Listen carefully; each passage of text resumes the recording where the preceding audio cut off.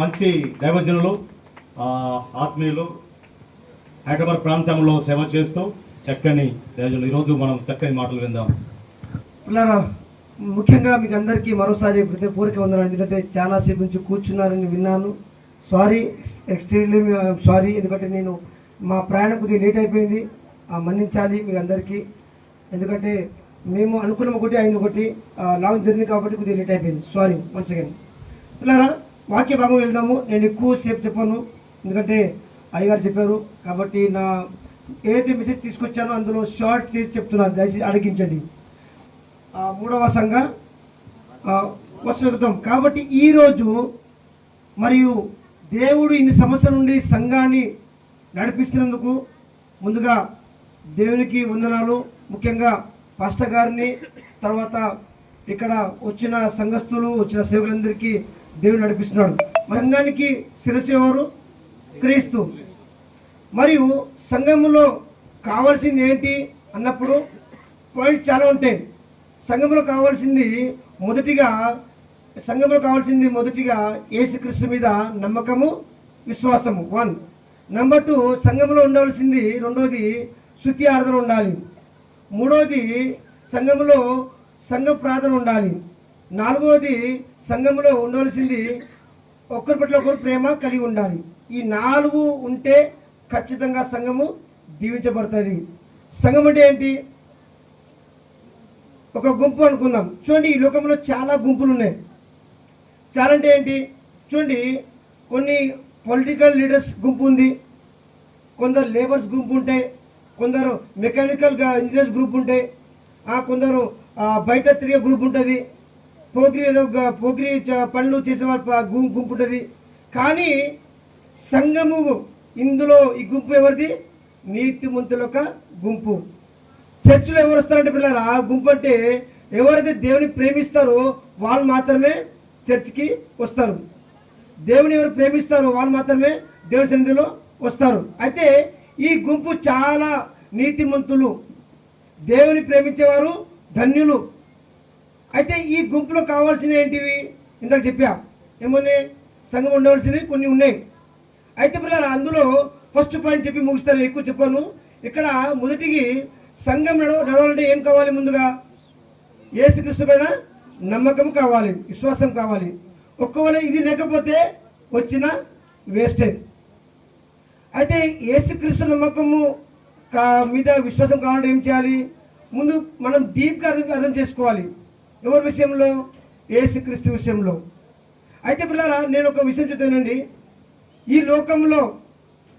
లోకంలో యేసుక్రీస్తు కాక ఎవరైనా దేవుడు ఉంటే అంటే ఎవరన్నా పర్లేదు, నేను ఎక్కువ చెప్పను కాబట్టి ఇక్కడ ఎవరిలో 5 గుణ లక్షణాలు కనబడితే వాళ్ళని దేవుడు మొక్కుతాను. ఎవరిలో అయితే 5 గుణ లక్షణాలు కనబడతాయో వాళ్ళని దేవుడు అనొచ్చు.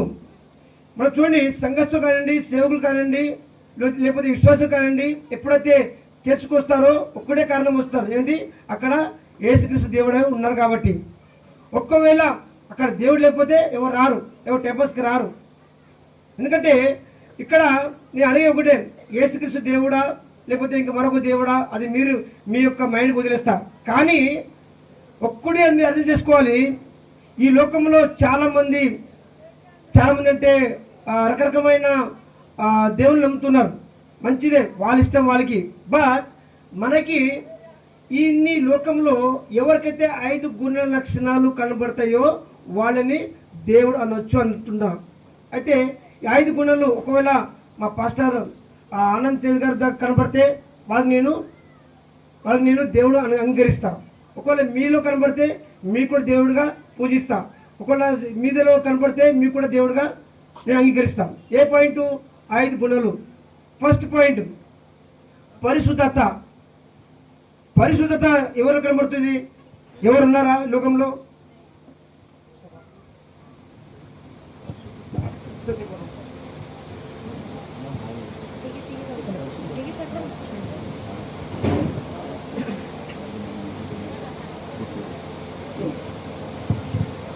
పరిశుద్ధత ఈ గుణ లక్షణంలో మొదటి గుణము ఏంటి? పరిశుద్ధత. ఈ గుణం ఎవరిలో కనబడుతుంది? ఎవరు ఉన్నారండి పరిశుద్ధతగా ఈ లోకంలో? ఎవ్వరు లేదు. అందుకే నేను వాక్యం చదివించా చూడండి, ఏముంది అక్కడ రోమన్స్ 3:23 అంటే రోమన్లకు 3:23 ఏముంది చూడండి అక్కడ, ఏ భేదం లేదు, అందరము పాపము చేసి దేవుడు అనుగ్రహించు మహిమ ఇలారా. ఇక్కడ క్లియర్ బైబిల్ డిక్లేర్ చేస్తుంది ఏమంటే అందరు పాపం చేశారు, ఎవరు ఇంటి ముందు లేరు. ఎవరిలో ఉన్నారండి పాపం లేకున్న వాళ్ళు? ఉన్నారా? ఎవరు పుట్టారా? లేరు. నిజంగా చూసినప్పుడు పుట్టిన వెంటనే కూడా ఎప్పుడు జన్మ పాపం అంటారు కొందరికి, అది కూడా వస్తుంది. కానీ అటువంటి పాపం లేని వారు ఎవరున్నారంటే ఒక వ్యక్తి ఉన్నాడు. ఎవరు? యేసుక్రీస్తు మాత్రమే పరిశుద్ధుడు. బైబిల్ రిఫరెన్స్ చాలా కింద ఉన్నాయి, బట్ నేను మనకి తీయను, బైబిల్ అంత టైం లేదు కాబట్టి. ఇక్కడ ఇంకోటి సాతానుడు గుర్తుపెట్టుకున్నాడు. సాతాను గుర్తుపెట్టాడు ఎవరిని? యేసుక్రీస్తుని. ఏమంటాడు అక్కడ మార్క్స్ వార్తలో 1:24 చూడండి. మార్క్స్ వార్త 1:24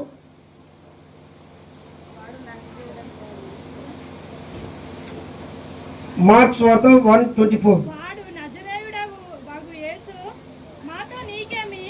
పిల్లలకి సాతాను పడుతున్నాడు ఇక్కడ. ఏమని?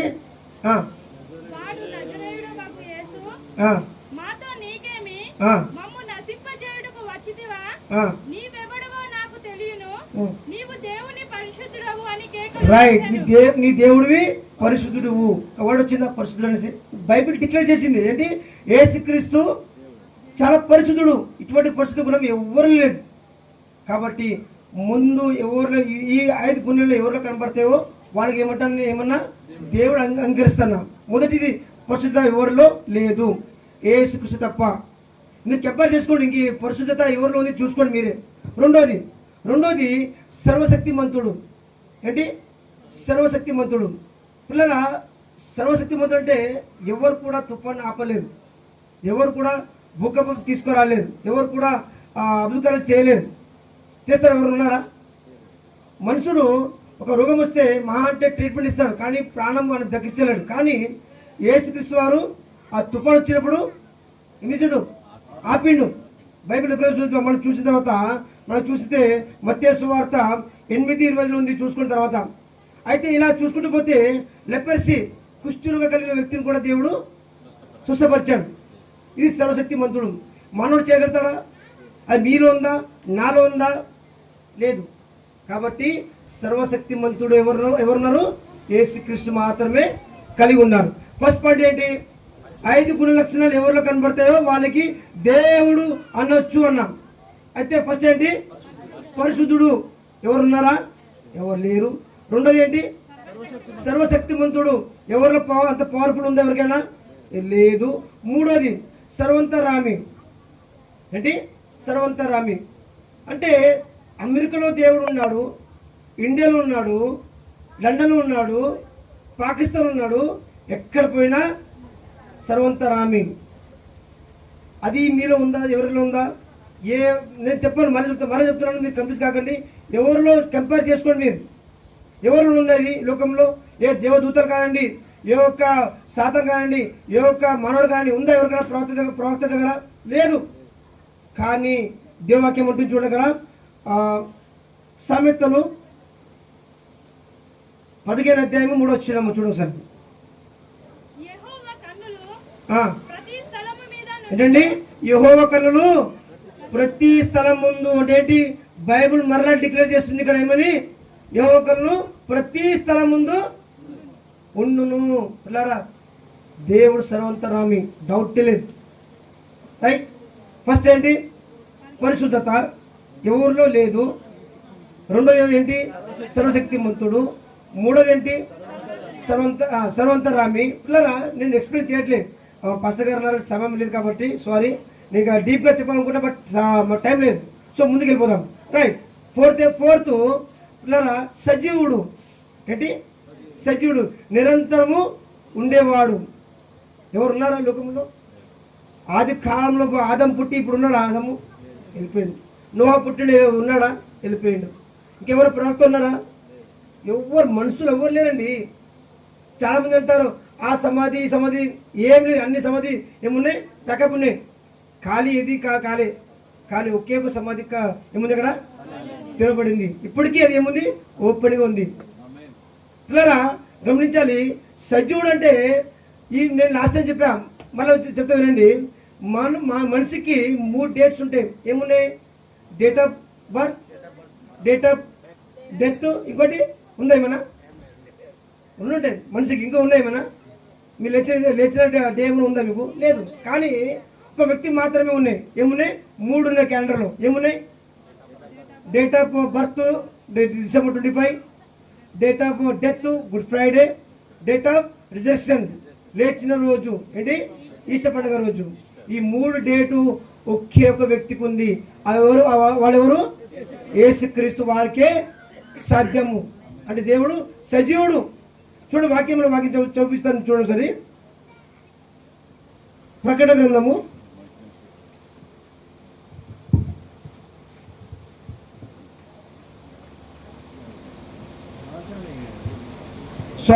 హెబ్రీయులకు 13:8. హెబ్రీయులకు 13:8.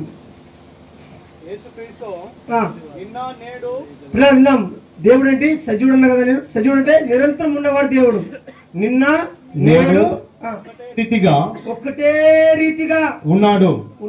అవును, అవును. యుగ యుగములకును ఒకటే రీతిగా నిన్న నేడు మళ్ళీ యుగ యుగం వరకు ఉండును. పిల్లరా, ఈ మాట ఎవరికి ఉందా? వేరే పుస్తకములో ఎక్కడ ఉందా? యేసుక్రీస్తుకు మాత్రమే ఉంది. ఏముంది?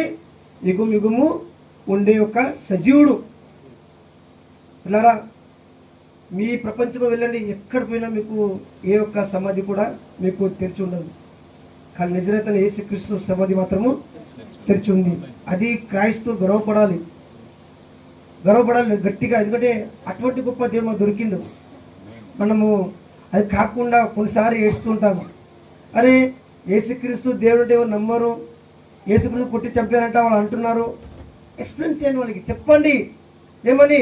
అరే మూర్ఖుడా, ఈ లోకంలో ఎవరు లేవలేదురా, మరణం జయించే వాళ్ళు ఎవరు లేరు. ఒక వ్యక్తి ఆ మరణం జయించాడు, అతనే మా యేసుక్రీస్తు, నేను ప్రకటించే దేవుడు. చెప్పండి మీరు. పిల్లరా చెప్పనా? నిజానికి లోకంలో 70% people don't know the lord Jesus Christ. అని 70% పబ్లిక్కి, పాపులేషన్కి దేవుడు తెలియదు, యేసుక్రీస్తు తెలియదు. నిజానికి ఓన్లీ 30%లో, అది కూడా అందరు క్రైస్తవులు కారు.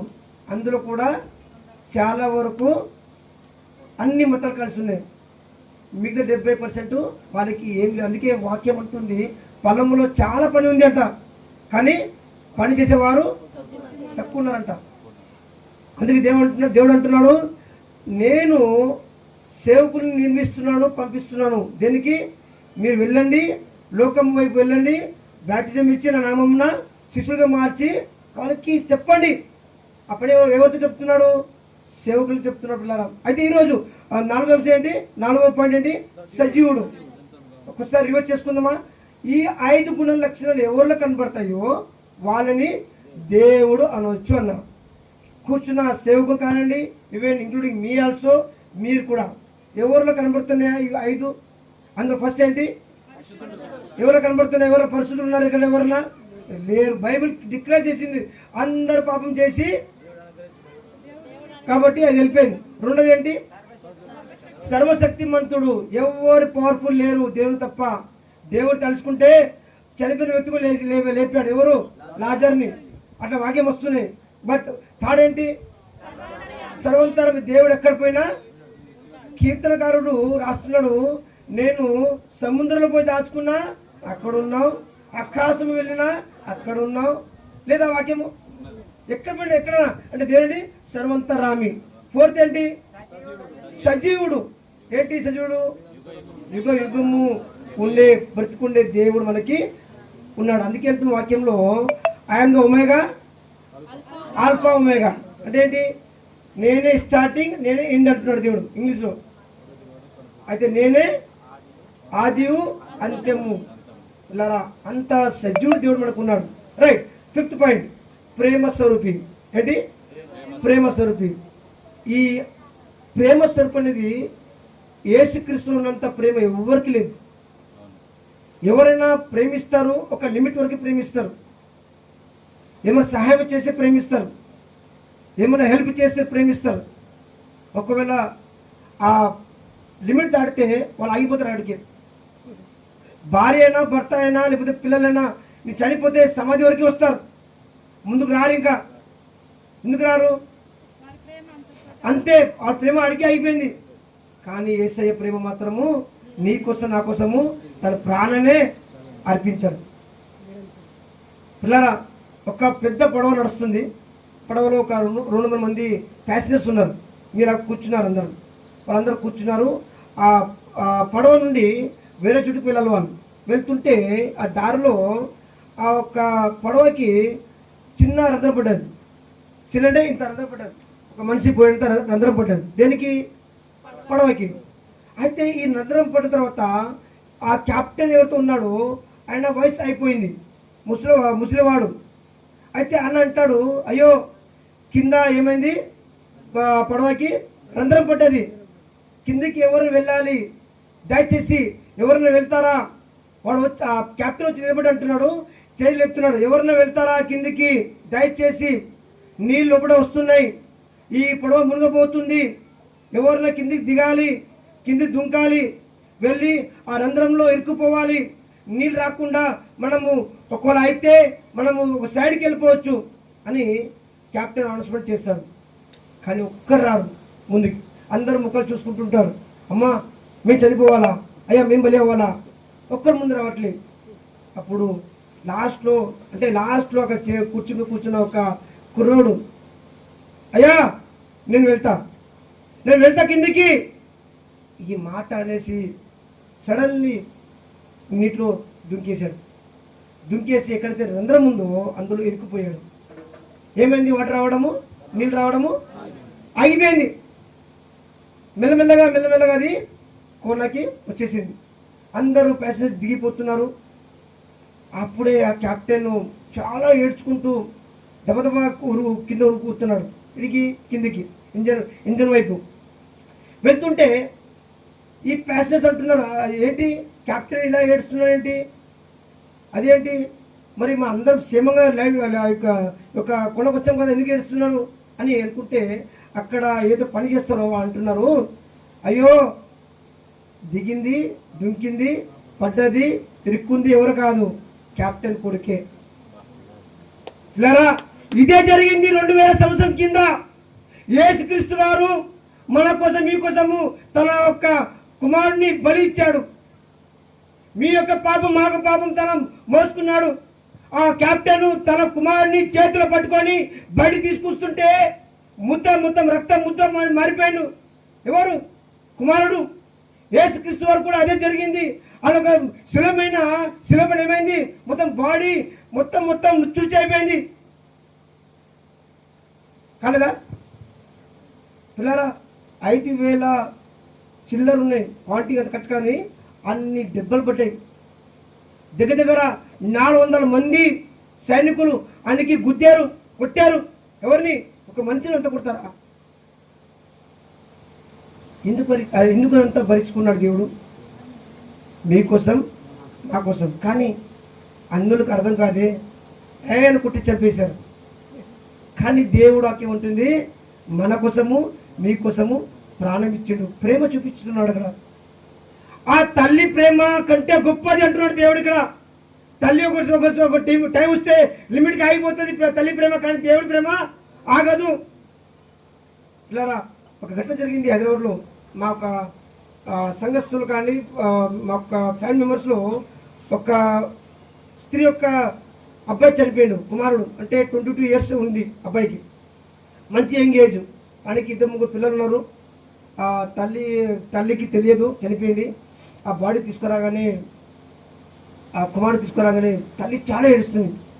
అది సహజంగా ఏడుస్తారు కదా, కుమారుడు చనిపోతే ఏడవరా? ఏడుస్తారు, సహజంగా ఏడుస్తుంది, చాలా ఏడుస్తుంది. నేను చూస్తూ నిలబడ్డా, నేను అక్కడ ఉన్నా సాక్షిగా చూస్తున్నా. అరే పాపం తల్లి కదా అంతగా ఏడుస్తుంది అని అనుకున్నా. రాత్రి పోయింది, పొద్దున వచ్చేసింది, మళ్ళీ ఆమె ఇంకా ఏడుస్తుంది, ఆప్తలే. ఆ వేదన ఎవరికి ఉంటుంది? తల్లికి మాత్రం ఉంటుంది కదా.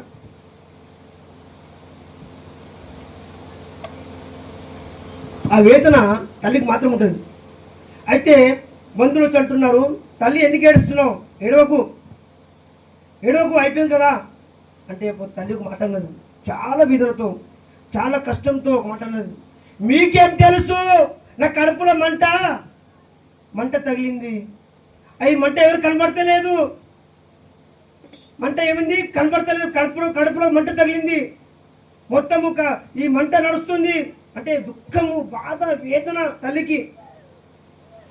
ఇలా కుమారుడు పోగొట్టుకుంటున్న తల్లి అంతగా ఏడుస్తుంటే ఎన్నో మనము ఆత్మలు ఉన్నాయి ఇక్కడ లోకంలో, పాడైపోతున్నాయి, చనిపోతున్నాయి.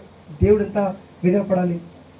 అందుకే అంటున్నాడు నోహ కాలం ముందు, అయ్యో ఈ సృష్టిలో మానవుడు చేసి తప్పు చేశాను అంటున్నాడు దేవుడు. ఏవో దేవుడు లేదు అక్కడ మాట ఉంది ఇక్కడ, ఎందుకు నేను సృష్టిలో చేశాను పిల్లల్ని, వీళ్ళు నా పిల్లల నుండి వేరేళ్ళకి ఏం చేస్తున్నారు, మొక్కుతున్నారు, నన్ను ఎవరు నమ్ముతలేరు అని ఏవో దేవుడు అక్కడ బాధపడుతున్నారు పిల్లలు. అయితే ఈ తల్లి వేదన కంటే ఏంటి గొప్ప వేదన. తల్లి కంటే దేవుడి ప్రేమ ఎంత పెద్ద అంటే, అడగండి మీరు, ప్రభువాన్ని నేను ఎంతగానో ప్రేమిస్తూ అడగండి. దేవుడు అంటున్నాడు, నీకోసము నా ప్రాణం ఇచ్చాను, దీనికంటే ఇంక ఏం చేయమంటావు, ఇంకా ప్రాణం ఇచ్చేసాను, అంతగా ప్రేమిస్తున్నాడు దేవుడు. అయితే ఏంటి ప్రేమ స్వరూపి దేవుడు ప్రేమ. అయితే వాక్యం చూడండి, జాన్ 3:16, యోహానా 3:16. దేవుడు లోకమును ఎంతో లిమిట్ లేదంట, అంతగా ప్రేమించి తన అతిథి కుమారుని చేసింది, అంతగా ప్రేమిస్తున్నాడు దేవుడు. అయితే ఈ 5 గుణ లక్షణాలు ఎవరికైతే కనబడతాయో వాళ్ళని దేవుడు అనొచ్చు అన్న కదా. ఇప్పుడు చెప్పండి, ఈ 5 గుణ లక్షణాలు ఎవరు కనబడుతున్నాయి మీకు? ఫస్ట్ ఏంటి గట్టిగా, పరిశుద్ధత ఎవరు కనబడుతుంది? యేసుక్రీస్తు మాత్రమే కనబడుతుంది. రెండోది ఏంటి? సర్వశక్తిమంతుడు ఎవరు కనబడుతుంది? ఇది యేసుక్రీస్తు కనబడుతుంది. మూడోది ఏంటి? సర్వంతరామి ఎవరు కనబడుతుంది? యేసుక్రీస్తు కనబడుతుంది. ఫోర్త్ ఏంటి? సజీవుడు ఎవరు కనబడుతుంది? యేసుక్రీస్తు కనబడుతుంది. ప్రేమ స్వరూపి ప్రేమ ఎవరు కనబడుతుంది? ఎక్కువగా యేసుక్రీస్తు. ఈ 5 గుణ లక్షణాలు ఎవరిలో కనబడితే వాడిని దేవుడిని పూజిస్తాను నేను ముందేనా. ఇప్పుడు ఇక్కడ ఎవరికైనా మొక్కచ్చా? నేను మొక్కుతా, కనబడితే మొక్కుతా, కానీ ఎవరిలో లేదు, యేసుక్రీస్తు తప్ప మరొక దగ్గర లేదు. అయితే పిల్లలు ముగిస్తున్నాను. ఇంకోటి, ప్రపంచంలో 3 చూడండి, 3 గుర్తుపెట్టుకోండి. ఏ మానవుడు ఏ దేవుడు కూడా తన పిల్లల కోసం ప్రాణం ఇవ్వలేదు, మన యేసుక్రీస్తు వారు ఇచ్చారు. 1, ఏ దేవుడు కూడా మరణం జయించలేదు, ఏ ఒక్క మానవుడు కూడా మరణాన్ని సంఖ్యలు విడిపించలేదు, కానీ దేవుడు యేసుక్రీస్తు వారు జయించారు. రెండోది. మూడోది, ఏ దేవుడు తిరిగి వస్తాను లేదు, మా దేవుడు తీసుకువెళ్తాన్నాడు. నాలుగోది, ఏ దేవుడు యొక్క ఏమంటారు దీనికి సహాయకరుగా నేను పంపిస్తున్న పురుషాత్మ అంటాడు. ఏ దేవుడు అలా ఇచ్చిపోలేదు, కానీ మా దేవుడు ఇచ్చాడు. మొత్తానికి దయచేసి సంఘంలో కావాల్సింది యేసుక్రీస్తు పట్ల ప్రేమ, విశ్వాసం. ఇది మాత్రం ఉంటే ఖచ్చితంగా సంఘస్థులు ఉన్న బ్రదర్స్ సిస్టర్స్ అందరూ, యువనస్తులు అందరూ ఏం చేస్తారు? డెవలప్ అవుతుంటారు, అభివృద్ధి పొందుకుంటారు. ఇక్కడ చర్చిలో ఇదేంటి ఈరోజు అంశం ఏంటి? సంఘంలో ఉండవలసిన యేసుక్రీస్తు పైన నమ్మకము, విశ్వాసం. 5 గుణ లక్షణాలు యేసుక్రీస్తులో ఉంది కాబట్టి మనం గట్టిగా యేసుక్రీస్తు నమ్ముదాము, గట్టిగా మనం ముందుకు వెళ్ళి ప్రపంచానికి దేవవాక్యం చెప్దాం. దేవవాక్యం ఆశించుగాక. ఆమేన్.